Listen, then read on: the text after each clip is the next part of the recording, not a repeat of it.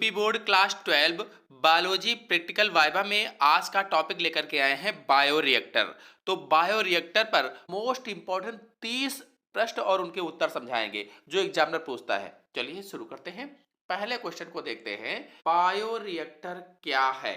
Bioreactor किसे कहते हैं? जैसे एग्जामिनर ने आपसे पूछा कि बायोरिएक्टर किसे कहते हैं, तो आप बताना बायोरिएक्टर एक बड़ा बर्तन या यंत्र है, या ये भी कह सकते हैं कि बायोरिएक्टर सिलेंडर के समान एक यंत्र है।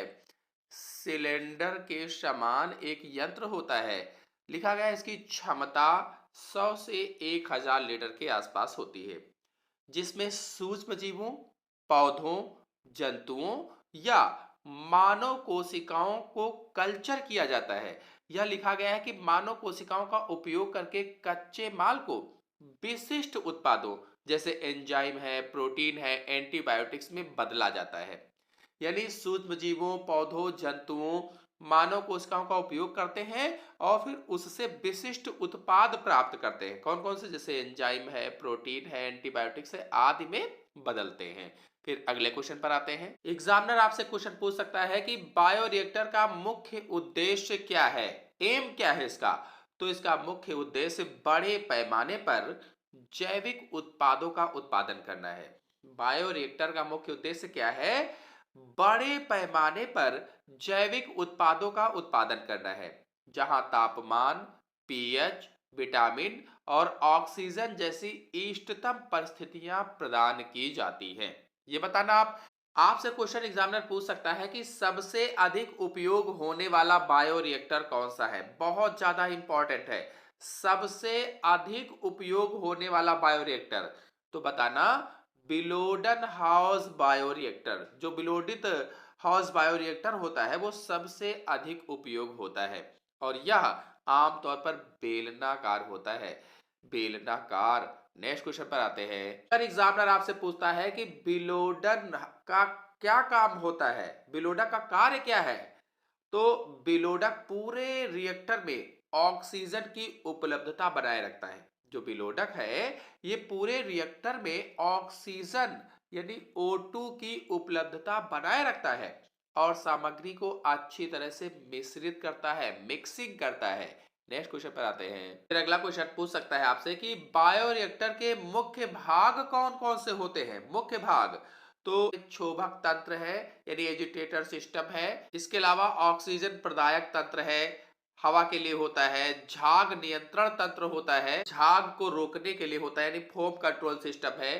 तापमान और पीएच नियंत्रण तंत्र होता है, सही वातावरण के लिए होता है। प्रतिचयन द्वार समय समय पर कल्चर की थोड़ी मात्रा निकालने के लिए होता है। एग्जामिनर आपसे पूछता है डाउन स्ट्रीम प्रोसेसिंग किसे कहते हैं? बहुत ज्यादा इंपॉर्टेंट है। या अनुप्रवाह संसाधन क्या है?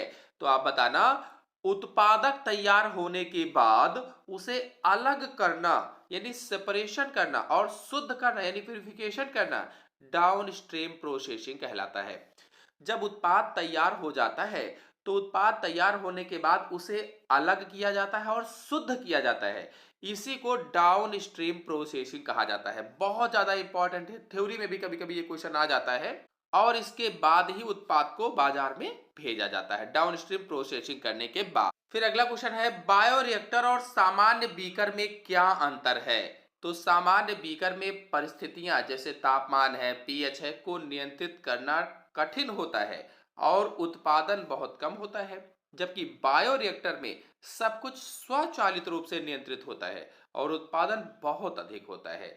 ये अंतर होता है। यानी कि जो सामान्य बीकर है, सामान्य बीकर में जो परिस्थितियों को नियंत्रित करना कठिन है, उत्पादन बहुत कम होता है, जबकि जो बायोरिएक्टर है इसमें स्वचालित रूप से नियंत्रित होता है, इसीलिए उत्पादन बहुत अधिक होता है। ये बताना। देखिए अगले क्वेश्चन पर आने से पहले कुछ परीक्षा के लिए आपको टिप्स दे देते हैं, प्रो टिप्स हैं। तो चित्र का अभ्यास आप जरूर करें। यदि आपने चार्ट पर बायोरिएक्टर बनाया है तो उसके सभी भागों के नाम जरूर याद रखें, लेबलिंग जरूर याद रखें, क्योंकि ये क्वेश्चन ना पूछ करके वो लेबलिंग भी पूछ सकता है। तो ये प्रो टिप्स आप जरूर याद रखें। और स्पष्टता मतलब उत्तर संक्षिप्त और सटीक हो, स्पष्ट उत्तर देना है आपको।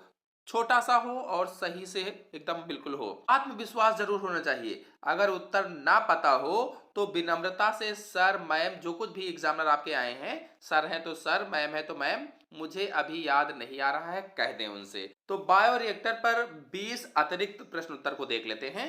तो बायोरिएक्टर में इन्वोक्यूलम किसे कहते हैं? इन्वोक्यूलम किसे कहा जाता है? तो सूक्ष्म जीवों की वह छोटी मात्रा जिसे शुरुआत में माध्यम में डाला जाता है ताकि वह अपने संख्या बढ़ा सकें, उसे ही इन्वोक्यूलम कहा जाता है। सूक्ष्म जीवों की वो छोटी सी मात्रा जिसे शुरुआत में माध्यम में डाला जाता है, मीडियम में डाला जाता है, ताकि वह अपनी संख्या बढ़ा सकें। अगले क्वेश्चन पर आते हैं। अगला क्वेश्चन है, बायोरिएक्टर में उपयोग होने वाले कल्चर माध्यम को स्टरलाइज करना क्यों जरूरी होता है? ताकि वांछित सूक्ष्मजीव के अलावा कोई अन्य हानिकारक जीवाणु या कवक उसमें विकसित ना हो सके और उत्पाद शुद्ध रहे, इसलिए उसको स्टरलाइज किया जाता है। पूछा अगर एग्जामिनर ने आपसे कि बायोरिएक्टर में उपयोग होने वाले कल्चर माध्यम को स्टरलाइज करना क्यों जरूरी है, क्यों आवश्यक होता है, तो बताना ताकि वांछित सूक्ष्मजीव के अलावा, जो आप चाहते हैं उस सूक्ष्मजीव के अलावा कोई अन्य हानिकारक जीवाणु यानी बैक्टीरिया या फिर फंजाई यानी कवक उसमें विकसित ना हो सके और उत्पाद जो आपका है वो शुद्ध रहे। अगले क्वेश्चन पर आते हैं।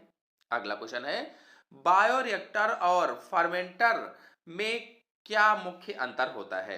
तो समानता दोनों एक ही हैं, लेकिन बायोरिएक्टर शब्द का प्रयोग तब अधिक होता है जब हम उच्च जंतु या पादप कोशिकाओं का संवर्धन करते हैं। अगला क्वेश्चन है, बैच कल्चर क्या है? जैसे एग्जामिनर ने आपसे पूछ लिया बैच कल्चर किसे कहते हैं, तो बताना इसमें एक बार माध्यम भरकर प्रक्रिया पूरी होने तक कुछ भी बाहर नहीं निकाला जाता, अंत में सारा उत्पाद एक साथ निकाला जाता है, इसे ही बैच कल्चर कहा जाता है। फिर अगले क्वेश्चन पर आते हैं। अगर एग्जामिनर ने आपसे पूछा कि कंटिन्यूअस कल्चर क्या है, कंटिन्यूअस कल्चर, तो इसमें एक तरफ से ताजा माध्यम डाला जाता है और दूसरी तरफ से बना हुआ उत्पाद लगातार निकाला जाता है, इसीलिए इसको कंटिन्यूअस कल्चर कहा जाता है। कंटिन्यूअस कल्चर यानी कि एक तरफ से ताजा माध्यम डालो और दूसरी तरफ से बना हुआ उत्पाद निकालो, तो कंटिन्यूअस कल्चर हो गया।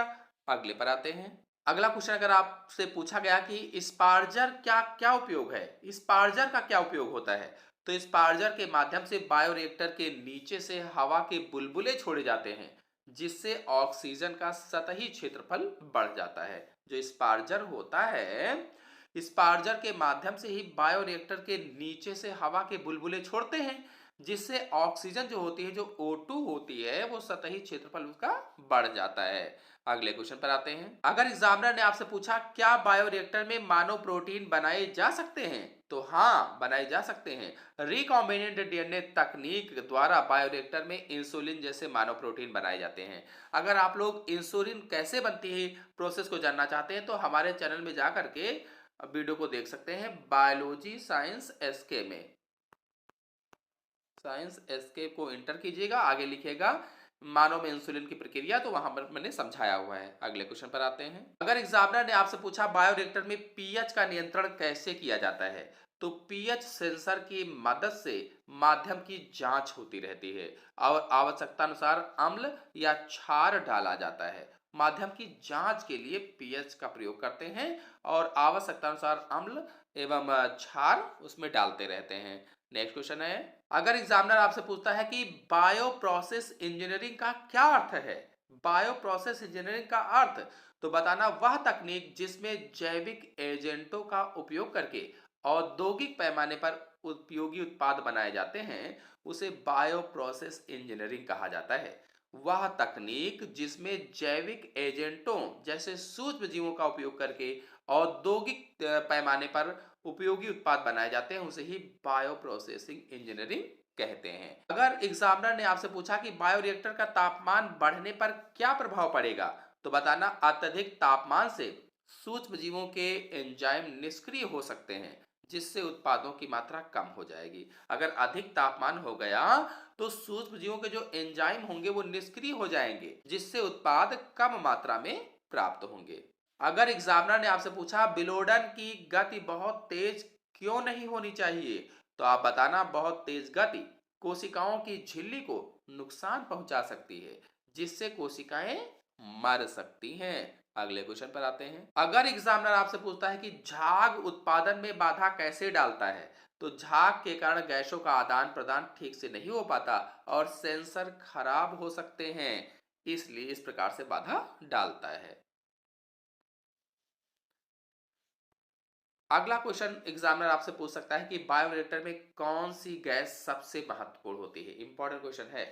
तो ऑक्सीजन गैस सबसे महत्वपूर्ण होती है, क्योंकि अधिकांश औद्योगिक किण्वन वायवीय यानी एरोबिक सूक्ष्मजीवों के द्वारा ही होता है, इसलिए ऑक्सीजन सबसे ज्यादा इंपॉर्टेंट होती है। फिर अगला क्वेश्चन है, रिकॉम्बिनेंट प्रोटीन क्या होती है। रिकॉम्बिनेंट प्रोटीन, तो बताना वह प्रोटीन जो किसी विजातीय होस्ट कोशिका में कृत्रिम रूप से पैदा किया जाता है, उसे ही रिकॉम्बिनेंट प्रोटीन कहा जाता है।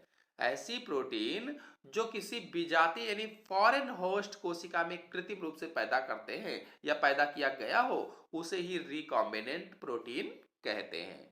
एग्जामिनर आपसे पूछता है डाउन स्ट्रीम प्रोसेसिंग में परिरक्षण क्यों किया जाता है, तो आप बताना ताकि उत्पाद लंबे समय तक खराब ना हो और उसकी गुणवत्ता बनी रहे।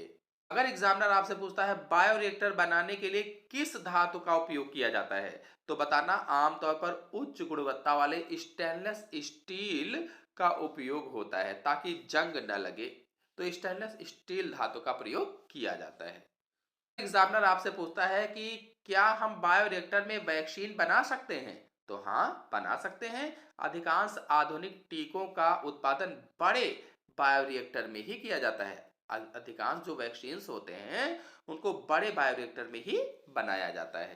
अगर एग्जामिनर आपसे पूछता है सेक फ्लास्क और बायोरिएक्टर में क्या अंतर है, तो सेक फ्लास्क प्रयोगशाला में छोटे परीक्षणों के लिए होता है, जबकि बायोरिएक्टर बड़े पैमाने पर व्यावसायिक उत्पादन के लिए होता है। अगर एग्जामिनर आपसे पूछता है प्रतिचयन द्वार की स्वच्छता क्यों आवश्यक है, तो बताना नमूना लेते समय यदि संक्रमण अंदर चला गया तो पूरा बैच खराब हो सकता है, इसीलिए आवश्यक होता है।